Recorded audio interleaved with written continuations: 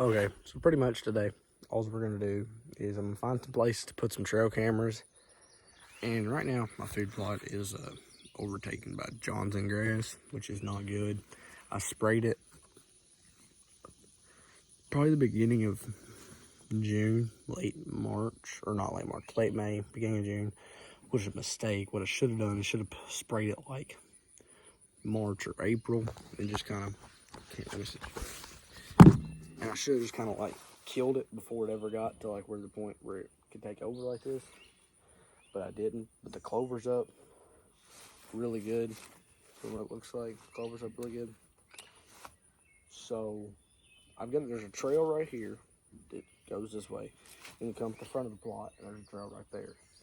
So I'm gonna put a camera right here, kind of like it's a food source in between two trails. I'm kind of pinching them right here. I'm gonna set up a camera. I'm gonna put it on video mode so I can kind of get you walking through here.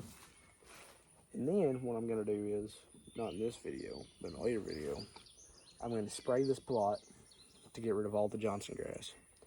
I'm gonna come through and broadcast a domain seed blend, which is, I think it's called Big Sexy. It's like a brassica blend, which is really good for November. I'm gonna plant that at like beginning of August. But I can't put any bait out right now because in Kentucky they passed a law. Can't feed wildlife from March 1st to July 31st. So after that's up, I'll get some feed running. I've got 2 mineral sites going because minerals are still legal in Kentucky, which is good. That's pretty much it. So I'm gonna set this camera up.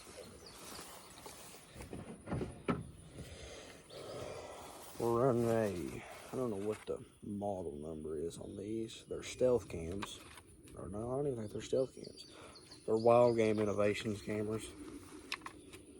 I don't know where it would say anything. Yeah, they're wild game cameras. I don't know what model it is. These are 3 years old now. I've had pretty good luck out of them. And then I've got 2 of these, and then I'm running 3 Muddies. They're like the cheaper ones because I can just buy them if they stop working. It's $30. It's not like I lost money. I can just go buy new ones. I mean, these are closer to 100.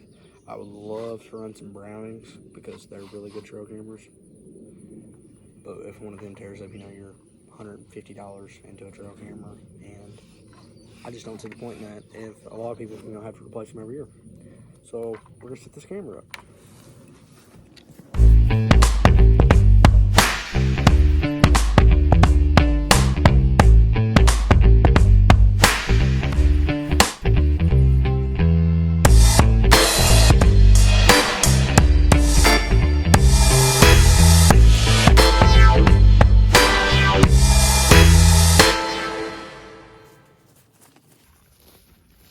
I gotta check out, make sure I'm doing all this right. Okay, I got the time and everything set up on the camera. I've got this on a 30-second video, which I think it's set at 30-second video. I don't know, the time in between picture to picture is set on 30 seconds. So I'm hoping it'll be on 30-second video. But like I said, there's a trail right there. And then there's a trail directly behind me. I'm hoping that they'll walk right in here to where there's not really any weeds. A good little bit of clover right here, so I mean that's good. And we'll just kind of see what we get on camera. So I'll catch you guys back when I get this camera set up. I didn't really follow the camera rule that I like to follow, where the width of the tree is bigger than the camera, but I didn't. So that's kind of what it is. Got the clover right here. Beans back in there, which is not good for me during like September to October. But as soon as they harvest the beans, I've got like good food source right here, but it'll be in brassicas then, which will be really good. So okay, so we're at the second camera location, which is in this like thick bedding area. There's a bunch of berries up in here, and then I've planted 2 white pine trees, which are supposed to grow fast and be good for deer bedding. We'll see how that goes. And then that's just thicket. And then I've got a little cedar tree right here where I'm gonna hang the camera. There's a bean field, I'm gonna say probably about 100 yards that way. So I'm hoping they're traveling from bedding to food and I can catch them on camera. So then we get this camera set up. Okay, so we got the second camera set up right here. It's pointed directly like where they're walking out of the bedding area, where there's some berries right there. Hopefully I can get them coming out of here going to the beans, because I see them down here every day about 5 o'clock.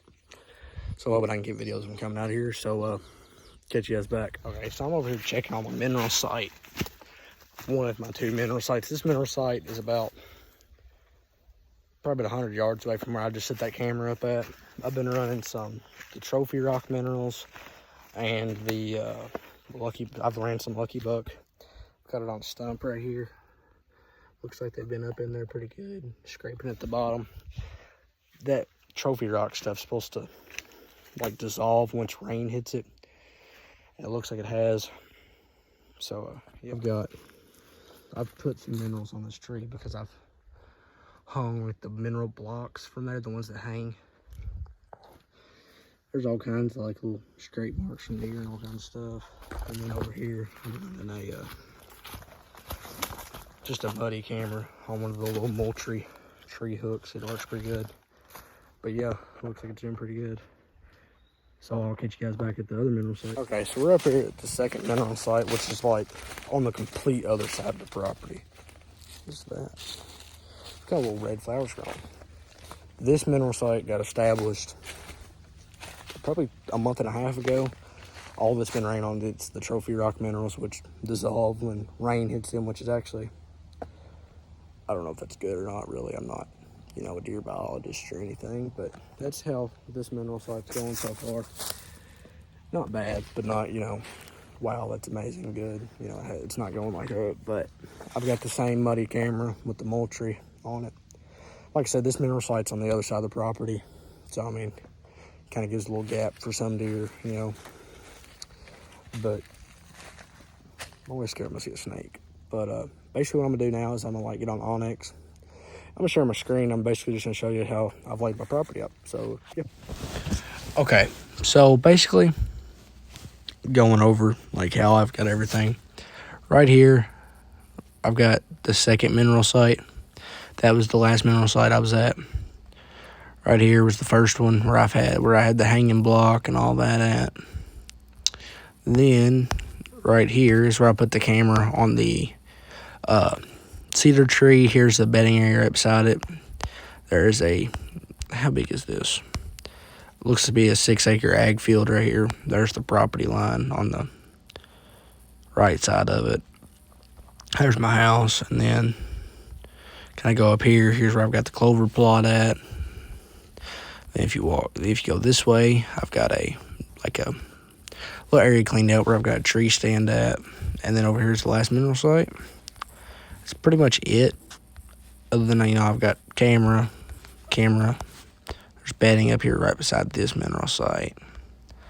Then here's where I put that camera at. I don't have my feeder up there yet, so yeah, that's pretty much it. Working with about 83.29 acres. So yeah, it's me in the video.